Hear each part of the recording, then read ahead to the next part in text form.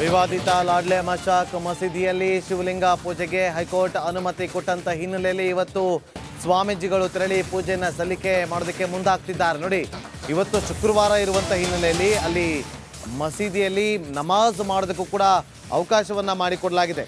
ಶಿವಲಿಂಗ ಪೂಜೆಗೆ ಅವಕಾಶ ಕೊಟ್ಟಿರುವಂಥ ಹೈಕೋರ್ಟ್, ಹೀಗಾಗಿ ಸ್ವಾಮೀಜಿಗಳಿಂದ ದರ್ಗಾದಲ್ಲಿರುವಂಥ ಶಿವಲಿಂಗಕ್ಕೆ ಪೂಜೆಯನ್ನು ಸಲ್ಲಿಕೆ ಮಾಡೋದಕ್ಕೆ ಮುಂದಾಗ್ತಿದ್ದಾರೆ ಸ್ವಾಮೀಜಿಗಳು. ಕಲಬುರಗಿ ಜಿಲ್ಲೆ ಆಳಂದ ಪಟ್ಟಣದಲ್ಲಿರುವಂಥ ದರ್ಗಾ ತಲಾ 15 ಜನ ಹಿಂದೂ ಹಾಗೂ ಮುಸ್ಲಿಮರಿಂದ ಪೂಜೆ, ಮತ್ತೊಂದು ಕಡೆ ಪ್ರಾರ್ಥನೆ ನಡೆಯುತ್ತೆ.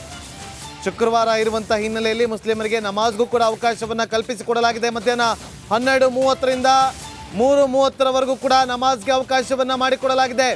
ಶಿವರಾತ್ರಿ ಹಬ್ಬದ ಹಿನ್ನೆಲೆಯಲ್ಲಿ, ಶಿವಲಿಂಗ ಇರುವಂಥ ಹಿನ್ನೆಲೆಯಲ್ಲಿ ಪೂಜೆಗೆ ಹೈಕೋರ್ಟ್ ಅವಕಾಶ ಕೊಟ್ಟಿರುವಂಥ ಹಿನ್ನೆಲೆಯಲ್ಲಿ 15 ಜನ ಹಿಂದೂಗಳು ತೆರಳಿ ಅಲ್ಲಿ ಇವತ್ತು ಪೂಜೆಯನ್ನು ಸಲ್ಲಿಸಲಿದ್ದಾರೆ.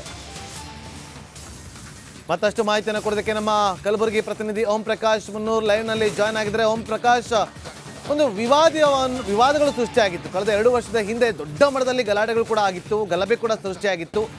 ಈಗ ಇವತ್ತು ಒಂದು ಕಡೆ ಪೂಜೆಗೆ ಅವಕಾಶ, ಮತ್ತೊಂದು ಕಡೆ ನಮಾಜ್ಗೂ ಕೂಡ ಅವಕಾಶ ಕೊಟ್ಟಿರುವಂಥ ಹಿನ್ನೆಲೆಯಲ್ಲಿ ಸೆಕ್ಯೂರಿಟಿ ಅಂದರೆ ಬಂದೋಬಸ್ತನ್ನು ಹೇಗೆ ಮಾಡಿಕೊಂಡಿದ್ದಾರೆ? ಪೂಜೆ ಎಷ್ಟೊತ್ತಿಗೆ ಆರಂಭ ಆಗುತ್ತೆ? ಯಾರೆಲ್ಲ ಹೋಗ್ತಿದ್ದಾರೆ ಪೂಜೆಯನ್ನು ಸಲ್ಲಿಕೆ ಮಾಡೋದಕ್ಕೆ?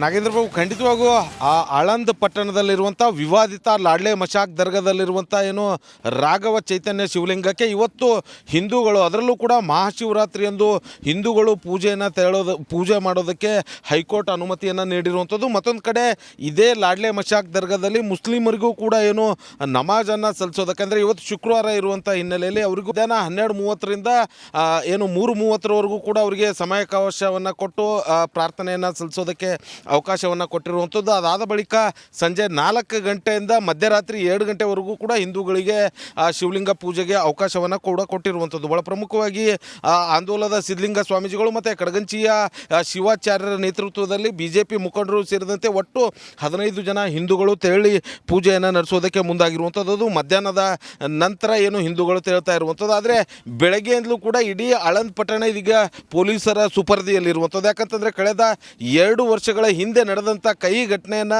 ಮರುಕಳಿಸಬಾರದು ಅನ್ನುವಂಥ ನಿಟ್ಟಿನಲ್ಲಿ ಈಗಾಗಲೇ ಕಲಬುರಗಿಯ SP ನೇತೃತ್ವದಲ್ಲಿ 3 ಜನ ಹೆಚ್ಚುವರಿ SP ಗಳ ನೇತೃತ್ವದಲ್ಲಿ ಸುಮಾರು 1500ಕ್ಕೂ ಹೆಚ್ಚು ಪೊಲೀಸರನ್ನು ಇಲ್ಲಿ ಭದ್ರತೆಗಾಗಿ ನಿಯೋಜನೆ ಮಾಡಿರುವಂಥದ್ದು. KSRP ಮತ್ತು QRT ತುಕಡಿಗಳನ್ನು ಕೂಡ ನೇಮಕ ಮಾಡಿರುವಂಥದ್ದು. ಎಂಟೈರ್ ಏನು ಲಾಡ್ಲೆ ಮಶಾಕ್ ದರ್ಗಾ ಇದೆ, ಇದೀಗ ಅದು ಸಂಪೂರ್ಣವಾಗಿ ಪೊಲೀಸ್ ವಶದಲ್ಲಿರುವಂಥದ್ದು. ಈಗಾಗಲೇ ದೃಶ್ಯದಲ್ಲಿ ನೋಡ್ಬೋದು, ಸರಿಯಾಗಿ 12:30ಕ್ಕೆ ಏನು ಮುಸ್ಲಿಂ ಸಮುದಾಯದ 15 ಜನರು ಲಾಡ್ಲೆ ಮಶಾಕ್ ದರ್ಗಾದ ಒಳಗಡೆ ಏನು ಪ್ರವೇಶ ಮಾಡ್ತಾರೆ, ಅದು ಇದೇ ಗೇಟಿಂದ ಒಳಗಡೆ ಹೋಗಿ ಪ್ರಾರ್ಥನೆಯನ್ನು ಸಲ್ಲಿಸಬೇಕಾಗುತ್ತೆ. ಪ್ರಾರ್ಥನೆ ಸಲ್ಲಿಕೆಗೂ ಮುನ್ನ ಪೊಲೀಸರಿಗೆ ಒಂದು ಲೀಸ್ಟನ್ನು ಕೊಡಬೇಕಾಗುತ್ತೆ. ಅಂದರೆ ಕೋರ್ಟ್ಗೆ ಯಾರೆಲ್ಲ 15 ಜನ ಹೋಗಿ ನಮಾಜನ್ನು ಸಲ್ಲಿಸ್ತೇವೆ ಅನ್ನೋಂಥ ಒಂದು ಲೀಸ್ಟ್ ಕೊಟ್ಟಿರ್ತಾರೆ, ಅದೇ ಲೀಸ್ಟನ್ನು ಇಲ್ಲಿ ಹೊರಗಡೆ ಎಂಟ್ರಿ ಮಾಡಿಸ್ಬೇಕಾಗುತ್ತೆ. ಪೊಲೀಸರಿಗೂ ಕೂಡ ಆ 15 ಜನರಿಗೆ ಮಾತ್ರ ಆ ಒಂದು ಲಾಡ್ಲೆ ಮಶಾಕ್ ದರ್ಗಾದ ಒಳಗಡೆ ಎಂಟ್ರಿಗೆ ಅವಕಾಶ ಕೊಡುತ್ತಾರೆ. ಸೊ ಅವರು ಹೋಗಿ ಮಧ್ಯಾಹ್ನ 3:30ರವರೆಗೂ ಕೂಡ ಏನು ಲಾಡ್ಲೆ ಮಶಾಕ್ ದರ್ಗಾದಲ್ಲಿ ಇರಬಹುದು. ಅದಾದ ಬಳಿಕ ಅವರು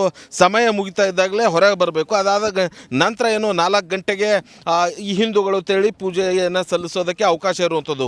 ಮತ್ತೊಂದು ಕಡೆ ಈ ಲಾಡ್ಲೆ ಮಶಾಕ್ ದರ್ಗಾದ ಸುತ್ತಮುತ್ತಲಿರುವಂಥ ಏನು ಮನೆಗಳೇನಿದೆ, ಆ ಮನೆಗಳಿಂದ ಯಾರೂ ಕೂಡ ಹೊರ ಬರಬಾರ್ದು ಅನ್ನುವಂಥ ನಿಟ್ಟಿನಲ್ಲಿ ಪ್ರತಿಯೊಂದು ರಸ್ತೆಗೂ ಕೂಡ ಏನು ಈ ರೀತಿಯಾದಂಥ ಕಟ್ಟಿಗೆಯ ಏನು ಬ್ಯಾರಿಕೇಡ್ಗಳನ್ನು ಹಾಕಿ ಅಲ್ಲಿ ಪೊಲೀಸರನ್ನು ನಿಯೋಜನೆ ಮಾಡಿರುವಂಥದ್ದು. ಅಂದರೆ ಅನವಶ್ಯಕವಾಗಿ ಹೊರಗಡೆ ಬಂದು ಓಡಾಡುವಂಥದ್ದು ಯಾವುದೇ ರೀತಿಯಾದಂಥ ಅವಕಾಶವನ್ನು ಕೂಡ ನೀಡಿಲ್ಲ. ಹಾಗಾಗಿ ಮತ್ತೊಂದು ಕಡೆ ಏನು ಆಳಂದ್ ಪಟ್ಟಣಕ್ಕೆ ಎಂಟ್ರಿ ಕೊಡುವಂಥ ಪ್ರತಿಯೊಂದು ವೆಹಿಕಲ್ ಏನಿದೆ, ಆ ವೆಹಿಕಲ್ಗಳು ಎಲ್ಲವೂ ಕೂಡ ತಪಾಸಣೆ ಮಾಡಿ ಎಂಟ್ರಿ ಮಾಡಿ ಬಿಡ್ತಾ ಇರುವಂಥದ್ದು. ಈಗ 10:30ರಿಂದಲೂ ಕೂಡ ಆಳಂದ್ ಪಟ್ಟಣಕ್ಕೆ ಬರುವಂಥ ಬಸ್ ಸಂಚಾರ ಕೂಡ, ಅಂದರೆ ಪಟ್ಟಣದ ಒಳಭಾಗದಲ್ಲಿ ಬರುವಂಥ ಬಸ್ ಸಂಚಾರ ಎಲ್ಲವೂ ಕೂಡ ಸ್ಟಾಪ್ ಆಗಿರುವಂಥದ್ದು.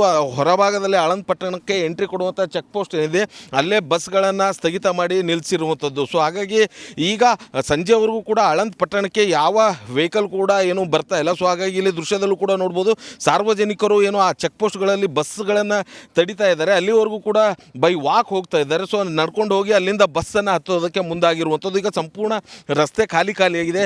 ಇಡೀ ಆಳಂದ್ ಪಟ್ಟಣ ಸಂಪೂರ್ಣವಾಗಿ ಪೊಲೀಸರ ವಶದಲ್ಲಿರುವಂಥದ್ದು. ಜೊತೆಗೆ ಸಾಕಷ್ಟು ಜನ ಪೊಲೀಸರು ಈಗ ಭದ್ರತೆಗಾಗಿ ನಿಯೋಜನೆ ಕೂಡ ಗೊಂಡಿರುವಂಥದ್ದು.